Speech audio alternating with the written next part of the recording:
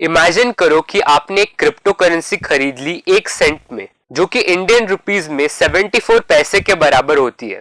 इस crypto currency की सस्ती कीमत देखते हुए आपने 200 टोकन्स खरीद लिए। ये आपको 148 रुपए में मिल गए। एक हफ्ते के अंदर इस क्रिप्टो करेंसी की कीमत बढ़कर 2,15,000 से ज्यादा हो गई। अब आप एक 148 रुपए के इन्वेस्टमेंट से हफ्ते भर में करोड़पति बन चुके हो। Welcome to financial journeys.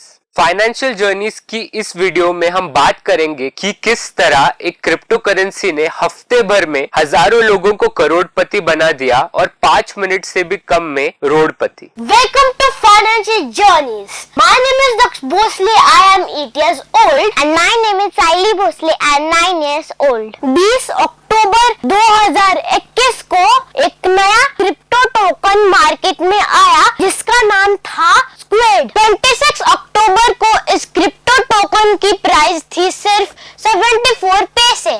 अब इस बात में कोई दो राय नहीं है कि ये क्रिप्टो टोकन नेटफ्लिक्स के पॉपुलर शो स्क्विड गेम से इंस्पायर्ड है और ये उस शो की फेम को इस्तेमाल कर रहा था खुद के पब्लिसिटी और अटेंशन के लिए, क्योंकि इसके अलावा कोई एक्सप्लेनेशन नहीं है कि कैसे इस क्रिप्टो करेंसी की कीमत, जो कि 26 अक्टूबर को 1 रुपए से भी कम थी, वो 31 अक्टूबर को अपने पीक प्राइस यानी 2,12,000 के ऊपर पहुंच गया। अगले ही दिन यानी नवंबर 1 को जब न्यूज बाहर निकली कि ये क्रिप्टो एक स्कैम हो सकता है, स्क्विड क्रैश हो गया। लगभग 5 मिनट के अंदर अंदर इसकी प्राइस $0 से भी नीचे पहुंच गई। लेकिन इस अचानक से हुए वैल्यू वाइप आउट ने इस बात को प्रूव कर दिया कि ये क्रिप्टो टोकन असलियत में ही एक स्कैम है। स्क्विड एक गेमिंग क्रिप्टो करेंसी थी जिसे play to earn cryptocurrency भी कहा जाता है। Play to earn cryptocurrencies में लोग टोकन्स भी खरीद सकते हैं ऑनलाइन गेम्स में यूज करने के लिए और उन गेम्स से और टोकन्स कमाए जा सकते हैं जिन्हें फिर कन्वर्ट किया जाता है दूसरी करेंसीज में। स्क्विड के डेवलपर्स ने जो किया उसे रग पुल स्कैम कहा जाता है। इसमें डेवलपर्स अपने क्रिप्टो करेंसी के लिए इन्वेस्टर्स अट्रैक्ट करते हैं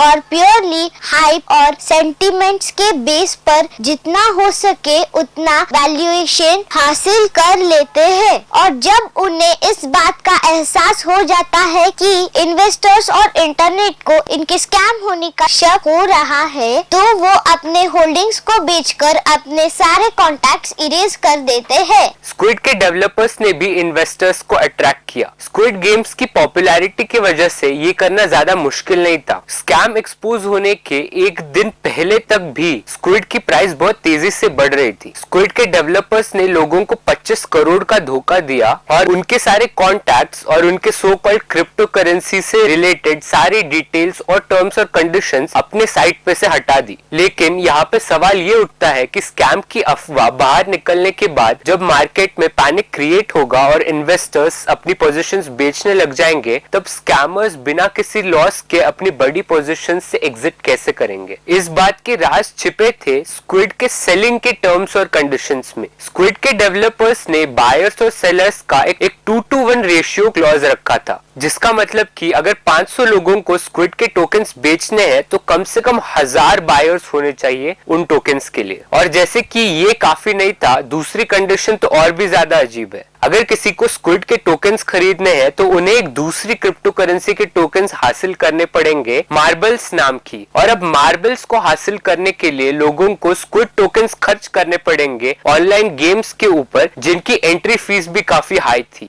स्क्विड के डेवलपर्स ने इन कंडीशंस को जस्टिफाई किया था एंटी क्रैश मेजर्स के नाम पर, ये कहते हुए कि इन्वेस्टर्स एक्सेस सेलिंग नहीं कर पाएंगे इन मेजर्स के वजह से। लेकिन असलियत में ये अपना रास्ता खाली कर रहे थे इन्वेस्टर्स की ट्रेडिंग के ऊपर कंट्रोल हासिल करके। इतनी सारी टर्म्स और कंडीशंस की मौजूदगी में इन्वेस्टर्स के लिए तुरंत सेलिंग करना पॉसिबल नहीं था और यही हुआ भी। 40,000 से भी ज्यादा इन्वेस्टर्स स्क्विड पे अटके रह गए उसकी प्राइस $0 के नीचे पहुंचने के बाद भी। और स्क्विड एक अकेला केस नहीं है, वो बस हमें क्रिप्टो करेंसीज के उस सच से वाकिफ कराता है जो हम जानकर भी अनजान है। स्कैम्स जैसे bit connect, AC chain, plex coin, pin coin, safe droid और वन कॉइन बस कुछ नाम है ऐसी क्रिप्टो करेंसीज की जिन्होंने लोगों को करोड़ों का नुकसान पहुंचाया है। इनफैक्ट क्रिप्टो करेंसीज जब से आई है वो कई सारी अपॉर्चुनिटीज लेके आई है साइबर क्रिमिनल्स के लिए लोगों को लूटने के। क्रिप्टो करेंसीज का नेचर ही कुछ ऐसा है, वो अपने क्रिएशन के तुरंत बाद लिस्ट हो सकती है एक्सचेंजेस पे बिना किसी रिस्ट्रिक्शंस के। साल 2019 में इन्वेस्टर्स ने क्रिप्टो करेंसीज में $4.26 बिलियन से भी ज्यादा खोए हैं, यानी कि 30,000 करोड़ रुपए से ज्यादा।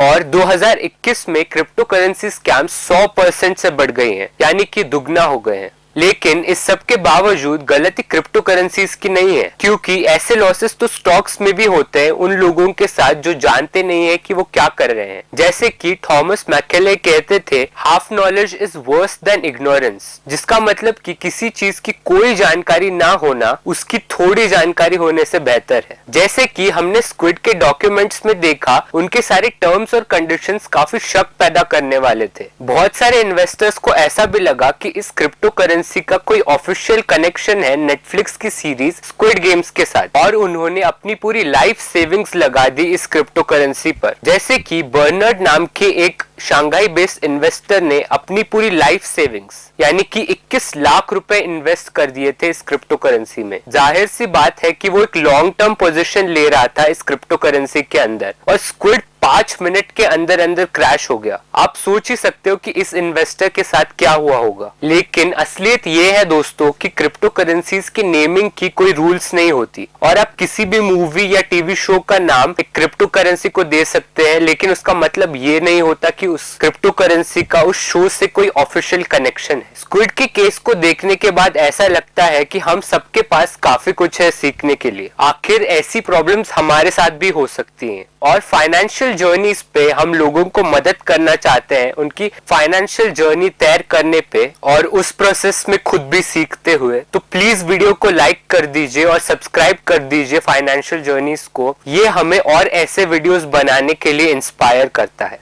Thank you for watching this video and stay tuned for regular videos on weekends. I'm Daksh Bhosle signing off. Bye bye.